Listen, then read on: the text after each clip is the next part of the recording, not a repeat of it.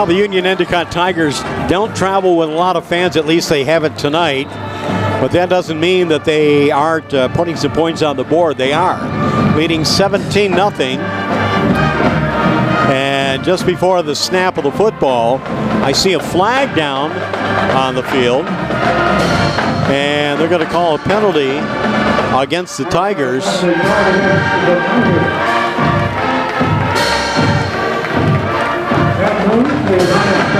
That's encroachment against Union Endicott. Move the ball ahead 5 yards for the Hawks. Van Wert moving right to left. He's going to keep it himself. Rushes through a hole and out close to the 45. Looks like he did get the first down. Yes, ball marked at the 45. He needed to get to the 44. And that'll be first down Corning. First and 10 at their own 45.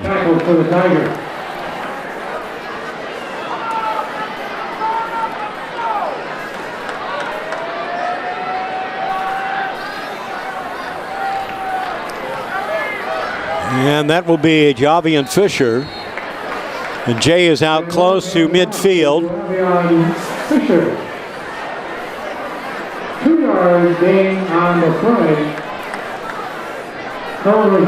So we're just seconds into the second quarter in Corning.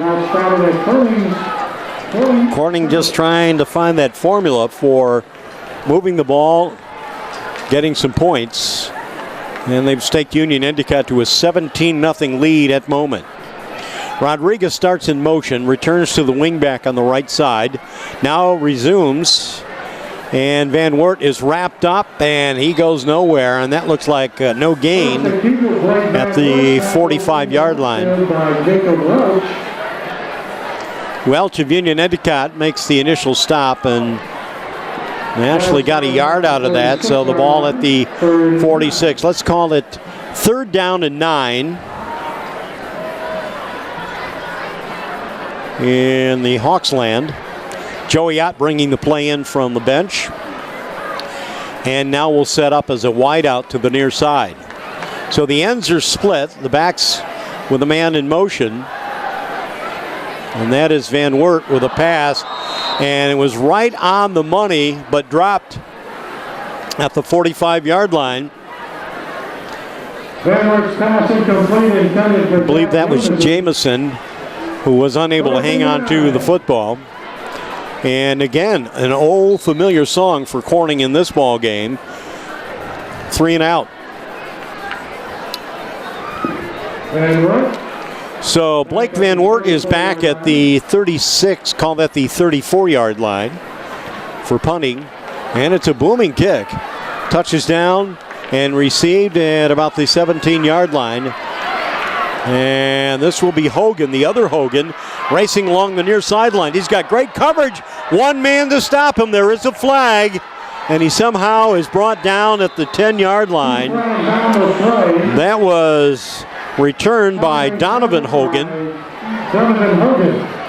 But a flag was thrown, quite possibly a block in the back. I look at actually 2 flags, one at the 46, the other one at the 41-yard line of Corning. And Hogan had some great cover, some great blocking down the near sideline. And it looks like a third flag on the other side of the field, right around the 46-yard line. So the litter will be plucked up off the grass, handed to the recipients of which it belongs to, and they're pointing toward Union Endicott. Personal foul against UE. 2 penalties on the play. That'll be 2. And personal foul. Personal foul, illegal block, and they go against.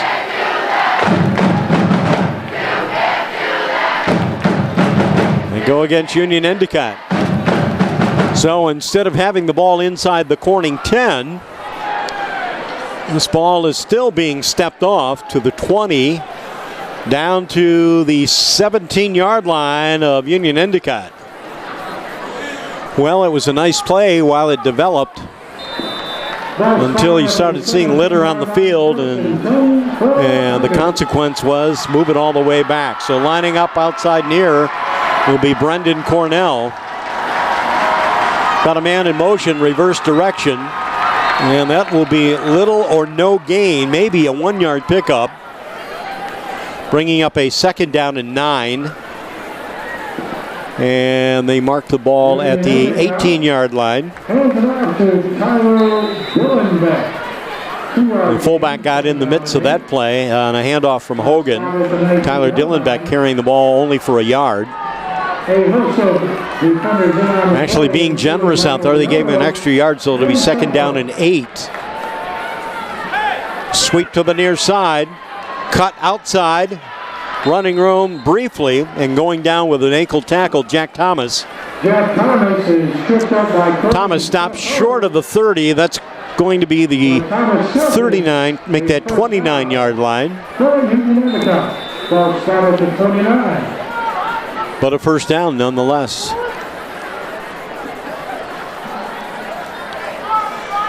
Well, we're 3 minutes into the 2nd quarter. 15 minutes of football action, and it's a 17-0 lead for Union Endicott.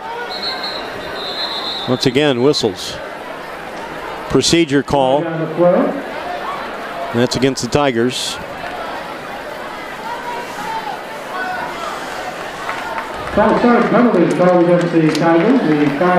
False start.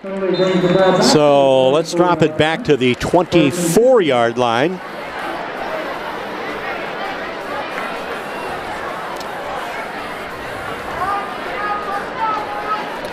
First and 15 at the 24.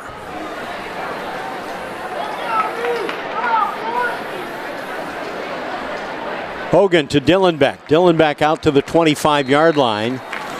A little extra delay as he continued to try to churn those legs, but the Corning front line defense was there. Zach Jameson.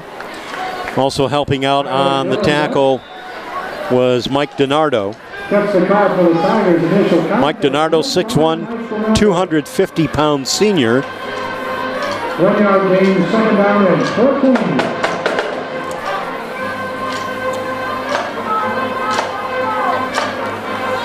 Dominic Fenton now, a wide out near side. See if Hogan looks to him. He looks to his left. Now Hogan wants to run. Look out, they got him. That's a loss back to the 18-yard line. So Corning continues to crank up the defense. Led once again by Mike DiNardo. Making the play for Corning with David Rowe.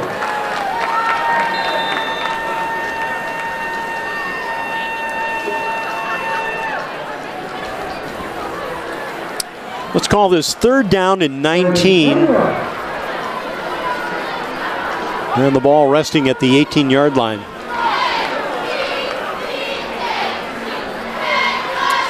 Last minute conversation between Hogan and Dillenbeck. Dillenbeck's going to block. Hogan's going to run the ball. And he runs it through the front door to near the 22-yard line. That brings up a 4th down, and a rare sight for us to see so far. The punting team for Union Endicott coming on the field. So we're just a little under 7 minutes to play in the first half. It's 17-0 Union Endicott. Tigers will punt. Rodriguez and Ott will drop back for Corning in hopes of fielding the ball. Now both men will backpedal to near the 40. The snap, the kick. End over end, and it looked like it hit somebody in the back, maybe a Corning player, not sure, but it will be downed inside the 40-yard line. Stopped out there by Brendan Cornell. So again, Van Wert and the Corning Hawk offense back on the field, looking to generate some offense that'll lead to points, and I know it's repetition on my part, but you got to credit that Union Endicott defense for throwing a blanket over the Corning offense. Joey Ott to the near side.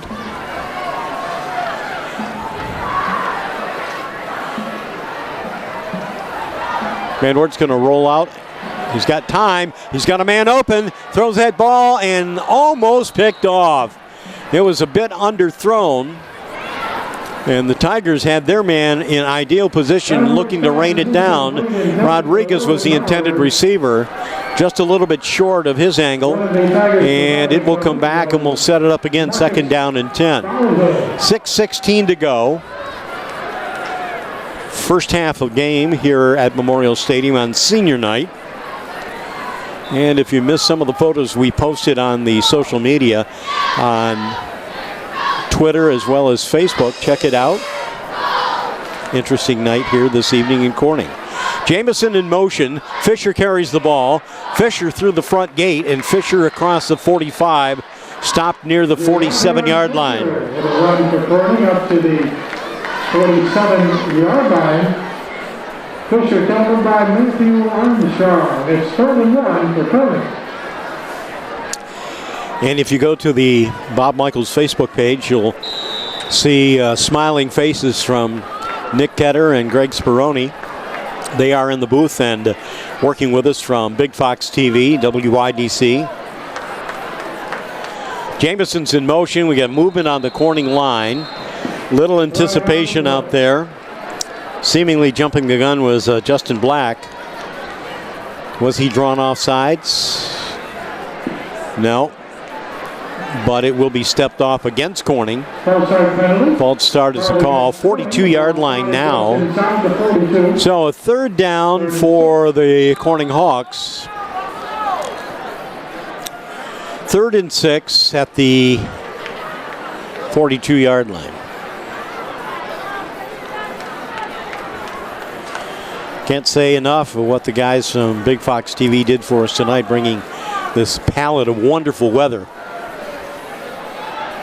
Mishandled handoff there, and Van Wert has to carry the ball. He wanted to hand off to Fisher, but Blake will be forced to carry the ball to the 45-yard line. And again, it's a 4th down for the Hawks. In on the tackle, Nicholas Harvey. Joey Ott brings the play in from the sideline. Also entering the contest will be Cody Kreis. Yeah, it looks like Corning's going to go for it. Tigers were prepping for their secondary. And down on the field, Hawks take a moment to discuss strategy. Maybe they were just trying to see what the Tigers might bite on. Get great rates for new and used vehicle loans at Solutions Federal Credit Union in Southport. New vehicle loans for up to 72 months and used vehicle loans for up to 66 months. It's a great time to buy a vehicle with Solutions Federal Credit Union on your team. Serving Elmira, Southport, and Ashland for over 50 years. Member owned, member solid. Must meet membership eligibility requirements. Insured through NCUA. Trainer down below talking to Zach Jamison. Got him going through some flex exercises there with the back. Noticeably absent in the game is, and he did not dress for contest, was Kean Collins. We're told that he has a back injury and will not see if Corning advances. Not expected to see any more playing time this season into the postseason because of that back injury, but should not prevent him from playing his choice of sport, or sport of choice, lacrosse. Rodriguez starts in motion. And again he goes in motion. And it's Fisher with the ball. And Jay Fisher gets the first down as he bowls his way inside Tiger territory to the 48-yard line. First down, Corning.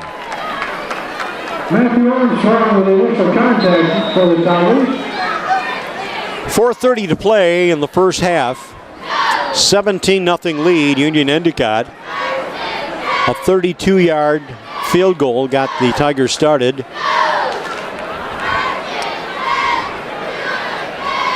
And then a couple of touchdown runs by Drew Hogan. Jamison in motion. Fisher with the ball. And Fisher on the roster is listed as a sophomore. Second down and 7 now. 5'5". John Jennings with a tackle. Runs with a very hardcore package out there, Fisher. So to the 45-yard line. Second down for the Hawks, 2nd and 7.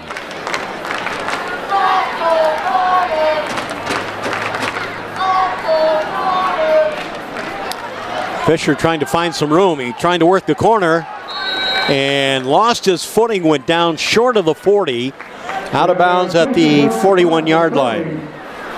Fisher out of bounds at the 41-yard line. Fisher was chased by Ryan Sweeney. Well, our schedule next week will be a Saturday game, the possibility of a Friday night game with Horseheads and Binghamton. Binghamton's playing Ithaca tonight on the road.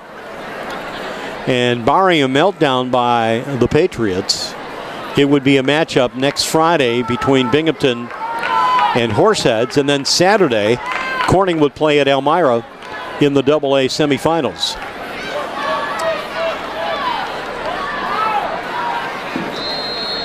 Option keeper for Van Wert. Van Wert carries the football to the 40-yard line. So it'll be 4th and short for the Hawks. Well, they gambled a moment ago, a couple moments ago, going to Fisher to carry the ball, and he got a first down, the desired result. And it looks like Van Wert looks like he's limping a little bit, but he stays in the game. Checking into the contest will be Seth Hogue along with Fisher. And we got whistles. And Coach McAllis wants to talk it over. We'll have more in a moment on RLM Sports. It's a Friday night game of the week.